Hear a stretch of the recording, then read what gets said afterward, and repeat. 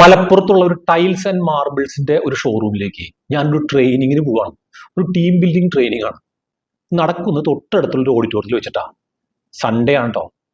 പക്ഷെ അവിടെ ചെന്നപ്പോൾ എനിക്ക് ഭയങ്കര അത്ഭുതം. കാരണം എല്ലാ എംപ്ലോയീസും വളരെയധികം എനർജറ്റിക് ആയി വളരെ ഹാപ്പി ആയിട്ടാണ് അവിടെ വന്നിട്ടുള്ളത്. സാധാരണ നമുക്കറിയാം സൺഡേ പ്രോഗ്രാം വെക്കുമ്പോഴേ അവർക്ക് ആകെ ഒരു ദിവസമല്ലേ മുടക്കിയിട്ടുള്ളൂ. അപ്പോൾ ആ ദിവസം കൊണ്ട് പ്രോഗ്രാം വെക്കുന്ന സമയത്ത് അവർക്ക് ഭയങ്കര ഒരു അവിടെ വരുന്ന സമയത്ത് ഒരു മൂടിയായിട്ടാണ് എല്ലാവരും വരുന്നുണ്ടാവും.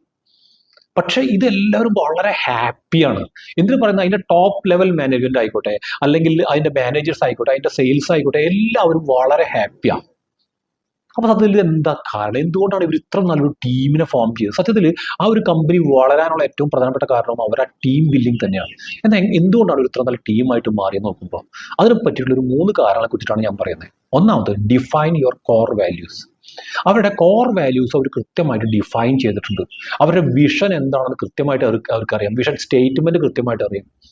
ഈ വന്നിരിക്കുന്ന ആൾക്കാർക്ക് മുഴുവൻ, ഏറ്റവും താഴെയുള്ള ആൾക്ക് വരെ കമ്പനിയുടെ വിഷനും അതിന്റെ വാല്യൂസും കൃത്യമായിട്ട് അറിയാമെന്ന് അർത്ഥം. ആ വാല്യൂസിന് അനുസരിച്ചിട്ടുള്ള ഒരു കൾച്ചറും അവിടെ കമ്പനിയിൽ ഫോം ചെയ്തിട്ടുണ്ട്. അതുകൊണ്ടാണ് എല്ലാവരും ഇത്രയും ഹാപ്പി ആയിട്ടിരിക്കുന്നത്. രണ്ടാമത്തെ കാര്യം, എൻകറേജ് ഓപ്പൺ കമ്മ്യൂണിക്കേഷൻ. അവിടെ എല്ലാവർക്കും സംസാരിക്കാനുള്ള അവസരങ്ങളുണ്ട്. എല്ലാവരും വാക്കുകളെ മാനിക്കും. അവർ ആഴ്ചയിൽ ചെറിയ ചെറിയ ടീം മീറ്റിംഗ് വിളിക്കും. മാസത്തിലൊരിക്കലും മൊത്തം എംപ്ലോയീസിന് ഒരുമിച്ച് കൂടും. ഈ സമയത്തൊക്കെ തന്നെ ഇവർക്ക് എംപ്ലോയീസിന് സംസാരിക്കാനുള്ള അവസരമുണ്ട്. അവരുടെ ഐഡിയയ്ക്ക് അവിടെ വിലയുണ്ട്. അപ്പൊ അങ്ങനെ വരുമ്പോൾ സ്വാഭാവികമായിട്ടും എല്ലാവരും ഹാപ്പി ആവുന്ന രണ്ടാമത്തെ കാരണമാണ്. ഈ മൂന്നാമത്തെ, റെക്കഗ്നൈസ് ആൻഡ് സെലിബ്രേറ്റ് അച്ചീവ്മെന്റ്സ്.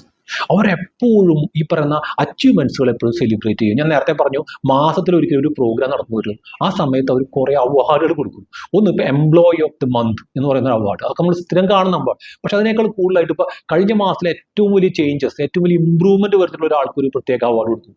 ഏറ്റവും കൂടുതൽ സപ്പോർട്ട് ചെയ്ത ആളാരാണോ അവർക്കൊരു അവാർഡ് കൊടുക്കും. ഈ രീതിയിൽ 2-3 വെറൈറ്റി അവാർഡുകൾ അവർ കൊടുക്കുന്നുണ്ടാവും എല്ലാ മാസവും. അപ്പം അതുകൊണ്ട് തന്നെ എല്ലാവരും വളരെ ഹാപ്പിയാണ്. അവർ ചെയ്യുന്ന വർക്കിനുള്ള മാനേജ്മെന്റ് അത് കാണുന്നുണ്ട്. അവർക്ക് ആ അച്ചീവ്മെന്റ് റെക്കഗ്നിഷൻ കിട്ടുന്നുണ്ട് എന്ന് പറയുമ്പോൾ ഒരു വളരെ സന്തോഷം. ഓക്കെ, എന്തായാലും ഈ വീഡിയോ കണ്ടുകൊണ്ടിരിക്കുന്ന പല ആളുകളും പുതുതായിട്ട് ബിസിനസ്സിലേക്ക് കാലെടുത്ത് വെച്ച ആൾക്കാരായിരിക്കും. അവർക്ക് ആവശ്യമായിട്ടുള്ള മുഴുവൻ സപ്പോർട്ടും നമുക്ക് ചെയ്യാൻ വേണ്ടിയിട്ട് പറ്റും. അതേപോലെ തന്നെ ബിസിനസ്സിലേക്ക് വന്നു, പക്ഷെ ഇത് സ്കെയിലബിൾ ആവുന്നില്ല, സിസ്റ്റമാറ്റിക് ആവുന്നില്ല, അങ്ങനെയുള്ള ആളുകൾക്കും താഴെയുള്ള നമ്പറിൽ ഒന്ന് ബന്ധപ്പെടാം. നമുക്ക് അടുത്ത വീഡിയോയിൽ വീണ്ടും കാണാം.